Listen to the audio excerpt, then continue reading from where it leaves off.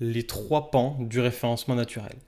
Ces 3 pans-là, tous les experts SEO sont d'accord pour les identifier. Si tu essaies d'aller voir des choses sur le SEO, t'informer sur le SEO, tu retrouveras toujours les 3 pans du SEO. Vraiment, quand on a posé les choses après plusieurs années, que Google s'est stabilisé, qu'on a gagné en expérience, bah voilà, tous les experts sont mis d'accord sur ces 3 pans. Et ils ne sont pas vraiment identifiés par Google, encore une fois, mais c'est le plus simple pour synthétiser les 3 phases d'un audit. Et on va commencer donc par la notoriété, qui est un pan, qui est le plus grand pan, le plus grand pilier du SEO, qui correspond à l'ancienneté, etc. du site. Le contenu, c'est son carburant. S'il n'y a pas de contenu, bah, il n'y a rien. Donc s'il n'y a rien, bah, tu n'as aucune chance d'être premier. Parce qu'on ne sait pas ce quitter, tu n'existes pas en fait. Tu as un site, mais il est vide. Bon. Donc le contenu, carburant, et la performance du site, qui va toucher un peu plus l'aspect qui est autour de la réponse à la problématique utilisateur par ton site, qui va être l'expérience sur l'utilisation du site, ce qu'on appelle l'UX design. Et l'UX en général, parce que c'est pas que le design qui intervient. UX pour User Experience. Donc premier pan, c'est le plus important. C'est celui qu'on doit atteindre en termes de qualité et en termes de points. Il faut vraiment imaginer qu'il y a des points à gagner sur les 3 pans. Et que du coup, c'est le seul pan où il y a une donnée qu'on ne maîtrise pas, c'est le temps. Et le temps, à part attendre, si j'ai envie de dire, c'est comme ça qu'on maîtrise le temps, c'est en étant patient. La patience est certainement la seule chose qu'on possède pour maîtriser le temps. On ne sait pas remonter le temps. Enfin, si quelqu'un sait le faire, on ne le saura jamais du coup. Mais en tout cas, moi, je vous garantis que je ne sais pas faire. Par contre, je sais être patient. Le fait d'avoir un site qui est là depuis longtemps te donne des points, augmente tes chances, etc., etc. Cependant, on a derrière, du coup, le nombre de visites et les données utilisateurs. Là, tu vas me dire, ouais, mais le nombre de visites, du coup, il faut être premier, il faut être bien placé pour avoir des nombres de visites. Et du coup, il faut être ancien. Oui, mais tu m'as dit qu'il faut être bien placé. Est-ce qu'il faut être ancien pour être bien placé? Il faut être ancien pour être bien placé, peut-être sur des recherches concurrentielles. Mais peut-être pas sur des recherches où il n'y a pas tes concurrents.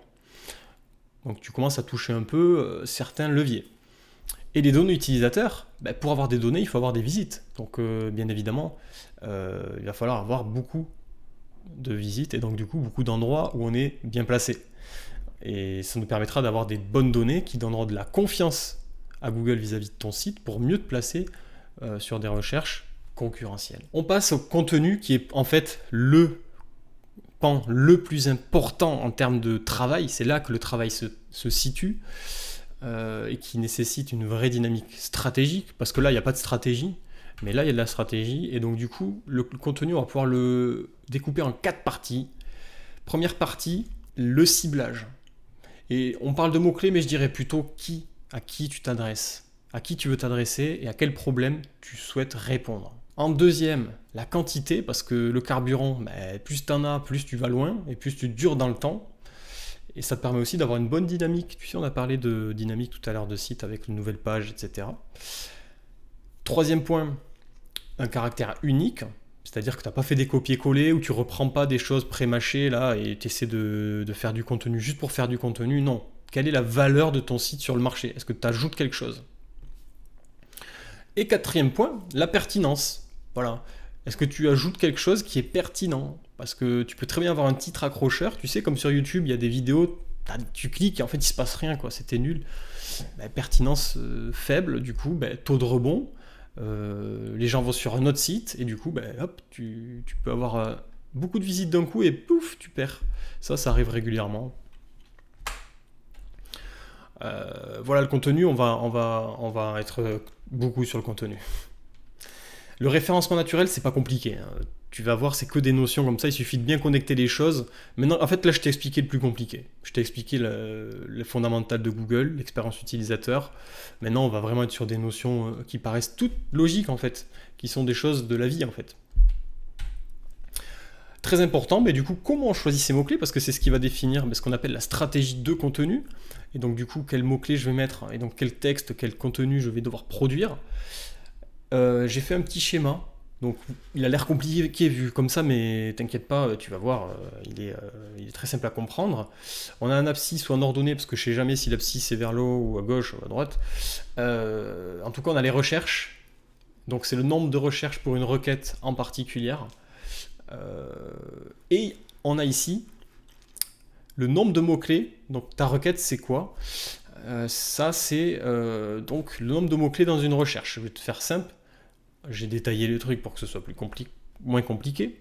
On a ici ce qu'on appelle un mot-clé short train. Alors, train, T-R-A-I-N-E. C'est-à-dire une recherche avec pas beaucoup de mots à l'intérieur, quoi. Mot-clé. Donc le mot-clé court. Court, bah, ça peut être court comme cours de français ou cours, bah, je cours. C'est un peu vague, quoi, tout ça. Bon. Donc si je rank sur court, bah, je risque d'avoir une pertinence très faible, quoi. Et donc du coup, je vais avoir beaucoup de concurrents, parce qu'il y a énormément de sujets où il y a le mot cours à l'intérieur, où les cours interviennent, cours de français, cours de cuisine, cours de permis de conduire. Donc je vais risquer d'avoir un gros taux de rebond, parce que je vais peut-être pas correspondre à toute cette masse de gens qui ont tapé le mot cours, et du coup mon trafic est peu qualifié. Donc un gros taux de rebond, c'est pas bien. Il faut avoir un faible taux de rebond. Finalement, être sur un marché très concurrentiel, sur certains mots-clés, ça sert à rien, j'ai envie de te dire. Ça sert même, ça te desservirait. Derrière, on va avoir un filtrage avec une traîne plus longue, cours, cuisine. Ici, j'ai carrément beaucoup plus de chances d'avoir un meilleur taux de rebond et un trafic qualifié. Parce que j'exclus tous les gens qui cherchaient des cours de français, des cours de permis de conduire, des cours de maçonnerie, ou chercher le mot cours pour le verbe courir, quoi. Donc je filtre énormément, juste avec un petit mot-clé que j'ajoute en plus, pouf. Mais le marché reste quand même assez concurrentiel, et si j'arrive sur le web, là, que je viens de lancer mon site, j'ai très peu de chances d'avoir du trafic, parce qu'il y a peut-être des millions de sites qui sont devant moi depuis plus longtemps que moi, avec un meilleur contenu et une performance supérieure. Bon. Du coup, c'est un peu compliqué d'attaquer un marché très concurrentiel. Du coup, je vais aller sur une longue traîne qu'on appelle, une traîne beaucoup plus longue avec 3 mots-clés. Cours cuisine vegan. Voilà, je vais attaquer ce sujet-là. Et peut-être c'est même pas assez. Aujourd'hui, ça s'est développé. Le marché, vous voyez la courbe ici, l'échelle n'est pas la même, quoi. Parce que peut-être que vegan aujourd'hui, c'est pas assez. Donc, cours cuisine vegan, burger. Voilà, cours cuisine, burger vegan. Et là, j'ai beaucoup plus de chances d'être sur la première page. Même ça risque d'être compliqué. Donc faudrait voir de rajouter peut-être un mot-clé ou prendre un autre sujet dans la cuisine, parce que c'est pas assez ciblé. J'exagère, mais maintenant, la personne qui cherche cours cuisine vegan, elle va certainement trouver réponse à sa question sur ma page. Donc ça dépendra du contenu que je fais, mais j'espère qu'il sera bon. Et du coup, le trafic sera de meilleure qualité, donc qualifié. Et donc, je reviens, je remonte dans le temps, je vais avoir des visites, donc c'est déjà bien, peut-être qu'il n'y en aura pas beaucoup, parce que bon, il n'y a pas de grand monde qui cherche ça dans le marché de la cuisine, mais je vais avoir des belles données utilisateurs. Et ça, Google, il va apprécier, il va dire, oh, ce site, franchement, il est super bien, parce que les gens sont toujours là dans leur tunnel, c'est la sortie du tunnel, c'est là, donc certainement qu'ils ont eu réponse à leurs questions. Le contenu, du coup, il aura plu, et derrière, hop, je passerai, on verra tout à l'heure, la performance qui va jouer, mais quand même beaucoup moins. Idem pour le référencement local, voilà, je suis un garage. Quelle stratégie je peux adopter sur le web pour avoir du trafic et de la visibilité et avoir des contacts, et avoir des gens qui rentrent sur mon site? Eh bien, je vais avoir la stratégie de faire du long train avec une notion de localisation, de géolocalisation. Donc, je suis un garage qui fait de la révision à Paris. Ça, c'est ce que les gens ils vont taper garage révision Paris. Garage vidange Paris. Garage vidange 2e arrondissement. Garage vidange 75 000. Garage vidange Île-de-France. J'ai une opportunité énorme. Ça se trouve, il n'y a personne qui avait fait garage vidange 3e arrondissement, 14e arrondissement. Il y en a peut-être dans le 10e arrondissement, mais moi, sur les centaines de milliers de personnes qu'il y a dans mon arrondissement, je vais être le seul, et il y a peut-être, 10 personnes par jour qui tapent ça. Et du coup, Google, déjà, il va me donner un point de plus que les autres, parce que dans ma recherche, moi, dans la recherche d'utilisateur, je corresponds à tous ces mots-clés. Alors que les autres, bah, ils étaient là parce qu'ils étaient là historiquement, quoi. Donc je vais avoir plus de facilité de passer devant eux. Donc on va essayer de diversifier son contenu. En plus, ça ouvre des portes parce qu'on pourra parler de prestataires, de garagistes, de garage auto, de mécaniciens. On a plein de mots-clés comme ça qu'on peut faire. Et donc on va pouvoir tester le marché. On va pouvoir aussi benchmarker le marché avec tout ça. Petit aparté sur la géolocalisation, c'est quelque chose de très puissant, qui est très peu utilisé, de façon pas assez ciblée. Et les gens, eux, aujourd'hui, ils cherchent de façon très ciblée. Parce qu'autant on aime bien Internet pour acheter sur Amazon, mais dès qu'il faut qu'on se déplace, si Internet peut nous aider à nous déplacer le plus proche de chez soi, c'est quand même mieux. De ce fait, il y a encore un univers de choses. Il y a des pages blanches à écrire sur le web avec la localisation ciblée. Donc je parlais d'arrondissement, on peut parler de quartier, et on peut rentrer vraiment dans le détail pour les plus fous. Mais pour la petite histoire, j'avais conseillé j'avais un plombier sur Toulouse qui souhaitait en fait développer son référencement naturel parce qu'il payait beaucoup de Google Ads. Et donc il est venu me voir, il est venu déjà à la maison pour m'aider, et après je lui ai vendu mes services. Et donc je lui ai dit, mais attends, je t'ai trouvé sur l'application. Donc moi j'habitais à l'époque dans un petit village qui s'appelait Gratintour, au nord de Toulouse. Et donc j'avais tapé moi le nom de mon village et j'ai plombier. Et il est remonté parce qu'il payait du Google Ads, mais je lui ai dit, mais tu sais que si tu faisais une page web sur ton site, plombier à Gratintour, et pas plombier Toulouse, plombier Gratintour, je t'aurais trouvé, t'aurais pas payé Google Ads, quoi. Et du coup on a travaillé ensemble. Et donc je lui dis, mais attends, mais t'aimerais travailler où? Parce que Toulouse, c'est compliqué. Tu fais 15 km, des bouchons, en ville, tu peux pas te garer, les clients, c'est compliqué, c'est pas rentable tout ça. Il y a peut-être 50 personnes autour de chez toi tous les jours qui ont des fuites d'eau, etc. et qui vont appeler des plombiers, eux, qui sont à Toulouse et qui remontent chez toi. Et du coup, on a créé plein de pages web avec une stratégie vraiment de contenu de masse. Donc ça a pris pas mal de temps. Aujourd'hui, il travaille que autour de chez lui. En plus, on a pu cibler que les services ici, les prestations qui l'intéressaient. Voilà, il voulait faire que des chauffe-eau, des fuites d'eau et des choses assez simples parce qu'il avait assez travaillé dans sa vie sur les gros chantiers. Ça m'intéressait moins. Et que dans les villages autour de chez lui. Et aujourd'hui, Google Ads, il l'utilise plus.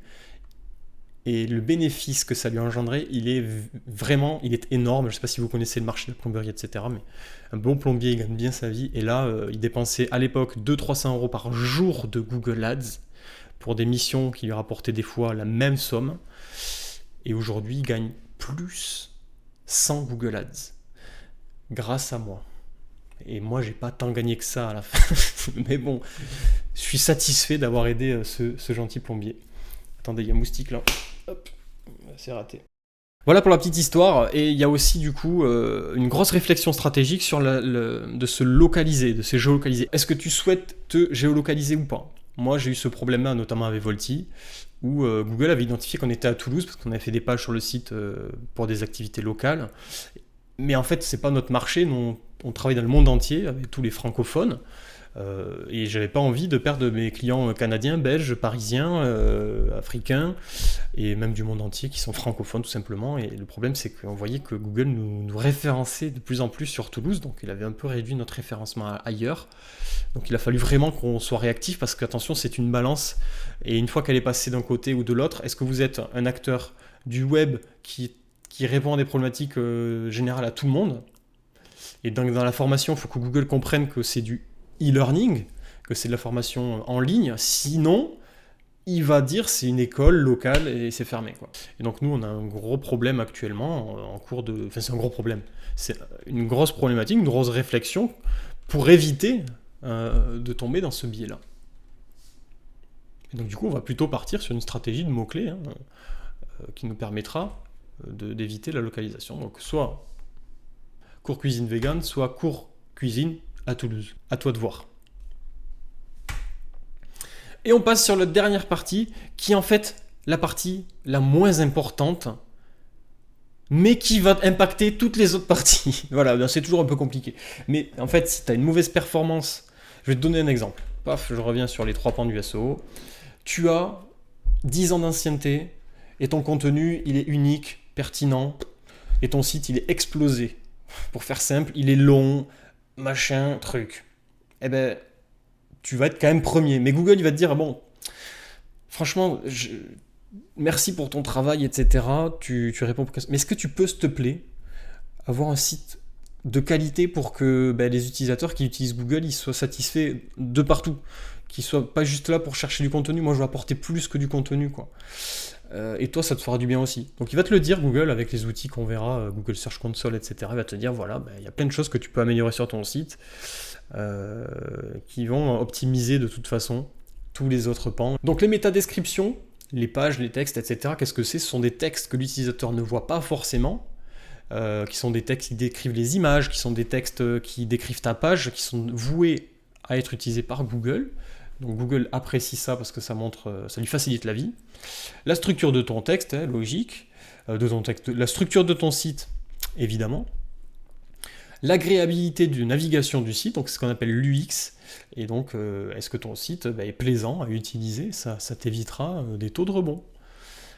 La vitesse de chargement du site, c'est pareil, ça va éviter que les gens, le temps que ta page charge, tu sais, aujourd'hui, au bout de 2-3 secondes, les gens ils font retour en arrière, ils vont sur le site qu'il y avait juste après, quoi. Parce qu'ils perdent leur temps, ils veulent voir si voilà. Si c'est toi, dis-toi qu'ils vont déjà avoir une mauvaise expérience utilisateur. C'est comme quand tu visites une maison ou un appartement, c'est la première minute, c'est quand tu découvres l'entrée de l'appartement, que tu fais ton choix quasiment, parce que tu as des bonnes émotions ou pas. Et donc si le site il est long à charger, déjà tu as envie d'aller voir ailleurs. S'il est responsive, est-ce qu'il s'adapte sur mobile ou pas, tablette ? J'ai envie de te dire, c'est la même problématique. Et donc derrière, l'accessibilité numérique, donc c'est la partie accessibilité aux personnes handicapées sur le web, donc ça va être les gens qui ont des problèmes de malvoyance, des problèmes divers et variés qui vont impacter l'utilisation du web. Du coup, il y a des sites qui sont très compliqués pour ces gens-là. Je te donne 2 exemples. Une personne qui n'a pas de bras. Comment il va faire ? Il peut faire avec ses pieds, mais du coup, pour utiliser une souris, c'est un peu compliqué, ou il va utiliser ses coudes. Il y a des gens qui ont des adaptations pour utiliser le clavier avec les coudes, et donc, ils utilisent la tabulation. Tu sais, c'est le bouton que tu sais pas à quoi il sert en dessous du haut carré et au-dessus du majuscule. Tab, quoi. Et en fait, c'est un bouton qui permet de naviguer sans la souris, d'avancer point par point. Donc dans un menu, gauche à droite, etc., dans une page de bas en haut. Et si ton site est mal fait, la tabulation, elle va partir dans tous les sens. Et donc, premièrement, une personne handicapée, elle va pas réussir à naviguer sur ton site, donc déjà, tu vas avoir un taux de rebond compliqué. Oui, ça représente personne sur la majorité des utilisateurs, mais c'est déjà perdu. Et surtout, les robots de Google, quand ils viennent sur ton site, ils n'ont pas de main. Donc qu'est-ce qu'ils font en fait ? Ils n'ont pas tabulation, mais ils font comme tabulation, ils passent point par point. Et si tout ça c'est le fouillis, ils vont pas pouvoir naviguer facilement dans ton site, mauvais point. Deuxième élément, une personne malvoyante, il faut bien qu'elle utilise Internet. Donc tu sais, une personne malvoyante, elle reste pas dans son lit, elle attend que la vie passe, elle fait plein de choses, et elle va même sur Internet, sauf qu'elle voit pas, donc elle utilise ce qu'on appelle des liseuses d'écran. Ça lui permet de lire la page. Et donc là, elle dirait, la performance technique, les métadescriptions d'image des textes. Mais si j'avais mis une métadescription à mon image, il y aurait marqué stylo sur un carré blanc pour faire une icône. Ça pourrait être ce que je viens de dire, la métadescription de mon image. Je m'adresse à la personne qui ne voit pas pour qu'elle comprenne que c'est une image. Ou pour faire encore mieux, j'ai une belle image sur mon site des Pyrénées, et en fait, je ne l'ai pas renommé, donc c'est le truc du téléphone, avait marqué 3xz2022.jpg. Donc là, la liseuse d'écran, il comprend que c'est une image parce qu'il y a marqué .jpg, mais si on avait mis vue sur les Pyrénées avec le coucher du soleil et un joli pin parasol, ça serait mieux, quoi. Et Google, les petits robots, ils vont dire « Ok, cette image, c'est ça, ça, ça. Ok, je vais référencer l'image de ce site dans Google Images. » Google Images, c'est le 2e moteur de recherche du monde. Donc du coup, les gens, ils aiment bien chercher des images, ils cliquent sur les images, ils vont sur des sites, ça vous fait de la visite, ça référence mieux votre site aussi en général, ça peut décrire des contenus qui sont liés à votre page et du coup qui amènent des mots-clés, et donc toujours intéressant à prendre. Donc voilà, l'accessibilité numérique, oui, c'est bien en plus, parce que il faut toujours penser aux personnes qui ont du mal à utiliser le web quand on est un expert du web, et en plus, c'est pas une problématique, ça optimise votre référencement. Donc ces deux leviers qui vont bien ensemble. Je vais te parler des coefficients de valeur, et ça va vraiment te donner au moins un aperçu très clair de l'impact de telle ou telle chose dans ton audit ou dans ton approche SEO. Après plusieurs années à travailler sur le web, c'est comme la définition des 3 pans. Les experts se sont à peu près mis d'accord sur l'impact de ces 3 pans sur ta classification. Ce qu'on a vu, c'est que la notoriété, c'est le plus important. Donc sur 5, par exemple, si on classait sur 100 les 3 pans, voilà, la notoriété, le site, il a 100 sur 100, du coup, en fait, ça lui ferait 500 points. Si tu as 100 sur 100 en contenu, tu as un super contenu, vu que c'est 3,5, ça te ferait 350 points. Tu as une très bonne technique, c'est 2,5, donc même 2,75, pardon. Et donc ça te donnerait 275 points. Pour te donner un exemple beaucoup plus clair, voici 3 entreprises, un petit jeu que je me suis amusé à faire, et ça va te donner les idées claires. Entreprise A, 2 ans d'ancienneté. Entreprise B, 6 ans d'ancienneté sur le web. Entreprise C, ça fait 10 ans qu'elle est sur le web. L'entreprise A, elle a une notoriété de 2,5, donc ça veut dire que, elle vient d'arriver. Donc, mais bon, c'est quand même pas mal, 2,5. Ça veut dire qu'elle a fait des efforts, peut-être qu'elle a bougé pas mal sur les réseaux sociaux, elle a travaillé beaucoup de contenu. Ah oui, elle a un bon contenu, donc c'est pour ça qu'elle a une meilleure notoriété quand même. Par rapport à son âge, en proportion, déjà, elle a fait une belle remontada, quoi, sur le marché, donc, parce qu'elle a fait beaucoup de contenu et qui est très pertinent. Et la technique de son site, c'est un bon site avec une bonne UX, etc. Donc il est assez bien, voilà, 3,5, c'est pas mal. L'entreprise B, ça fait 6 ans qu'elle est là, elle a une notoriété qui est correcte par rapport à son âge, par rapport au marché, je pense. Et par contre, son contenu, il n'est pas foufou, et la technique non plus. Donc on voit que c'est une entreprise qui est là, elle est deuxième en termes d'ancienneté, mais est-ce qu'elle est deuxième sur Google? Je suis pas certain. Et l'entreprise C, elle a 5 sur 5 parce que c'est la plus ancienne. Son contenu, il est moyen, la technique, elle est moyenne. Moyenne plus, quoi. Maintenant, du coup, Google, qu'est-ce qu'il va faire? Il va faire son algorithme et il va identifier une note pour chacune des entreprises. Et donc, voici la classification. Si on devait les classer maintenant, il va faire donc un score pour chaque entreprise. Et donc, j'imagine un peu ça comme ça. L'entreprise A, qui est la plus jeune, elle aurait 3 points. L'entreprise B, elle aurait 2 points, par exemple. Alors, c'est pas du tout des valeurs claires, mais en gros, c'est pour te montrer que l'entreprise B, finalement, elle n'est pas deuxième parce qu'elle a une ancienneté. C'est pas que l'ancienneté qui compte. Elle se fait doubler par la jeune qui a un meilleur contenu.